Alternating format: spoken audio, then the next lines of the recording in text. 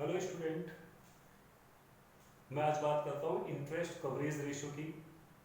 Interest coverage ratio के अंदर ज़्यादातर स्टूडेंट्स को प्रॉब्लम होती है कि इंटरेस्ट कवरेज रेशो सॉल्व करने के लिए हम profit before interest and tax किस सिचुएशन में कैसे कैलकुलेट करें। ये सबसे बड़ी प्रॉब्लम रहती है। तो उसको एक्सप्लेन करने से पहले हमें इंटरेस्ट कवरेज रेशियो का फॉर्मूला लिख लेते हैं। उसका फॉर्मूला होता है इंटरेस्ट कवरेज रेशियो।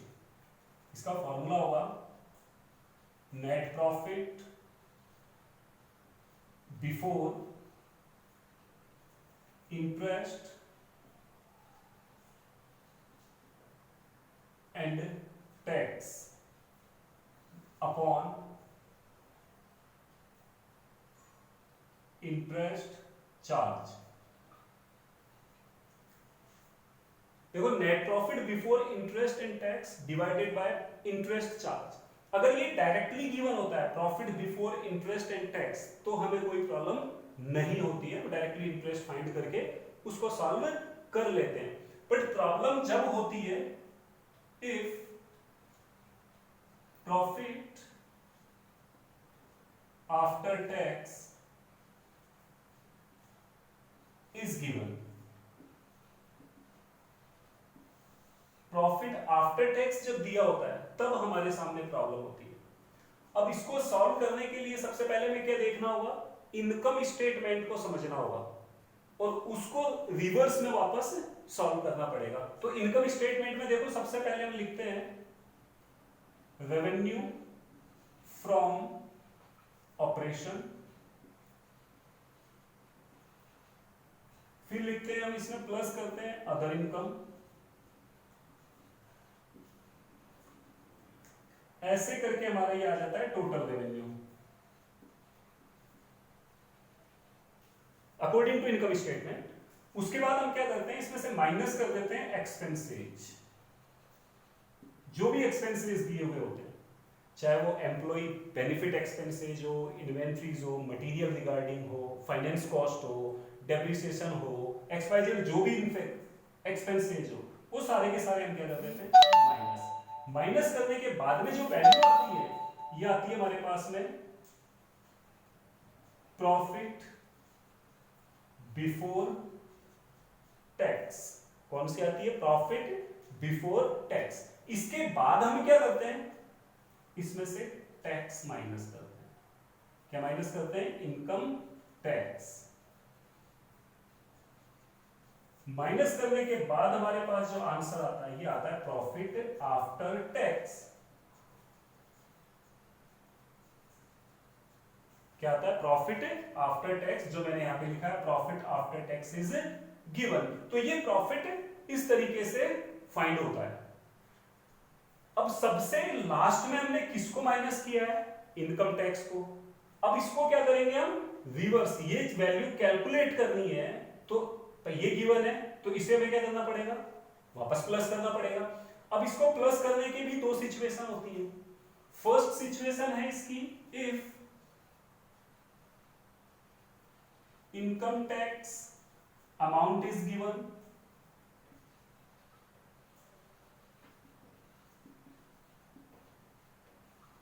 अगर इनकम टैक्स का अमाउंट गिवन है तो कैसे सॉल्व करेंगे, उसके लिए मैं लेता हूं सपोज प्रॉफिट आफ्टर टैक्स, मैंने शॉर्ट फॉर्म में लिखा, ये हमारे पास में 1 लाख ये गिवन है। उसके बाद में हमें क्या करना होता है, इसको रिवर्स अप्लाई, ये वैल्यू गिवन है तो हमें क्या ऐड करना पड़ेगा, इनकम टैक्स। तो यहां पे ऐड कर देंगे हम इनकम टैक्स। सपोज करो ये 20,000 है, 20,000 ऐड कर दिया तो 1,20,000 आ गया हमारे पास में। यह आ गया प्रॉफिट बिफोर टैक्स, अपने आप आ गया profit before tax. Directly amount given था तो कोई प्रॉब्लम नहीं हुई। सेकंड कंडीशन आती है इफ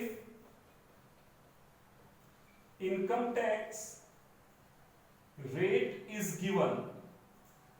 अब यहां पे अमाउंट गिवन नहीं है, इनकम टैक्स की रेट गिवन है। इसकी दो सिचुएशन मैंने समझाई है आपको। अभी तो अमाउंट गिवन था, अब उसकी रेट गिवन है कि कितना परसेंट इनकम टैक्स है। सपोज करो यहाँ पे प्रॉफिट आफ्टर टैक्स वही 1 लाख रुपीज है। अब इसने बोला है कि आपको जो टैक्स है इनकम टैक्स वो चार्ज करना है एट द रेट 20%। कितना चार्ज करना है? 20%। तो हम कैसे चार्ज करेंगे? अभी तक ज्यादातर स्टूडेंट्स क्या होते हैं, फटाफट उन्होंने 1 लाख रुपीज लिखा, 20% फाइंड करके यहाँ पे 20,000 मेंशन कर दिया, बट ये रॉन्ग है। क्या है? ये रॉन्ग है, ऐसा नहीं होता है। तो फिर कैसा करेंगे? देखो इसकी सिचुएशन अप्लाई होती है कि यहाँ पे मान लो अगर आपका प्रॉफिट 10,000 था और आपने यहाँ पे 30% इंटरेस्ट चार्ज किया, तो इसी का तो करोगे। तो 30% इंटरेस्ट कितना हो गया? 3,000। तो रिमेनिंग कितना बचा? 7,000। तो ये कितना परसेंट बचा? 70% बचा ना। ये वैल्यू कितनी बची? 70, क्योंकि 30% क्या कर दिया हमने? इंटरेस्ट चार्ज कर दिया। तो इस सिचुएशन में हम इसको कैसे कैलकुलेट करेंगे? 1 लाख, 20% टैक्स है। अब यहाँ पे इसमें से 20 माइनस करते तो कितना बचता? 80। तो यहाँ पे 20 कितना डिवाइड करेंगे हम? 80। कितना डिवाइड करेंगे? 80। तो ये कितना आ गया हमारे पास में? 25,000। इसको सॉल्व करेंगे तो कितना आया? 1,25,000।